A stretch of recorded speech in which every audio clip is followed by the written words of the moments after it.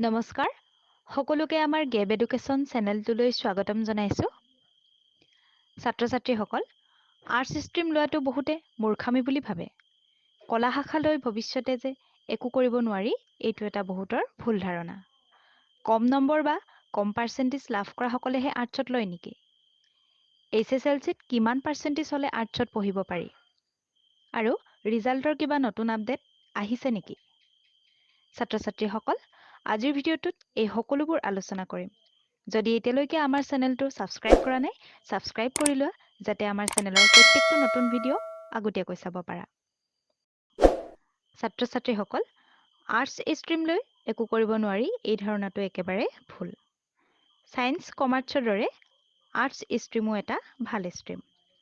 তোমালোকে যদি চেষ্টা কৰা ইয়াৰ পৰাও ভাল কেৰিয়াৰ গঢ়িব পাৰিবা বহুতৰে সপোন থাকে যে কেনেকৈ ভৱিষ্যতে এটা ভাল সংস্থাপন লৈ নিজে উপাৰ্জন কৰিব পাৰো গতিকে ছাত্ৰ-ছাত্ৰীসকল এতিয়া তোমালোকে হয়তো বহুতে ভাবিছা আৰ্টছ ষ্ট্ৰীমত নপঢ়ো ইয়াৰ পৰা ভৱিষ্যতে একো লাভ নহয় হয়তো কিছুমানৰ ঘৰৰ বা পৰিয়ালৰ মানুহেও প্ৰেছাৰ দিয়ে যে আৰ্টছ ষ্ট্ৰীমত ল'ব নালাগে আৰ্টছৰ বিষয়সমূহৰ ভিতৰত পলিটিকেল সায়েন্স ইও এটা ভাল বিষয় যদি তোমালোকে ভৱিষ্যতে এজন বা একোগৰাকী ভাল পলিটিচিয়ান হ'ব বিচাৰা তেন্তে এই বিষয়টো লৈ পলিটিক্সৰ বিষয়ে কিছু কথা জানিব পাৰিবা তাৰ পিছতে হিষ্ট্ৰী বিষয়টো এটা আৰ্টছ ষ্ট্ৰীমৰ খুব ভাল বিষয় এই বিষয়টো হাই সেকেন্ডাৰী বিএ লেভেলত লোৱাৰ পাছত তোমালোকে বিশেষকৈ এছএছসি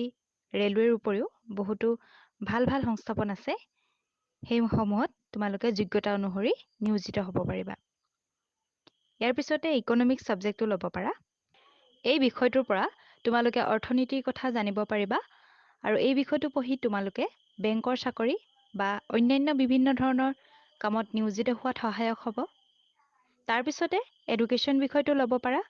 এইটো খুব ইন্টাৰেষ্টিং বিষয় এই বিষয়টো পঢ়ি শিক্ষাৰ জগতখনৰ বা শিক্ষাৰ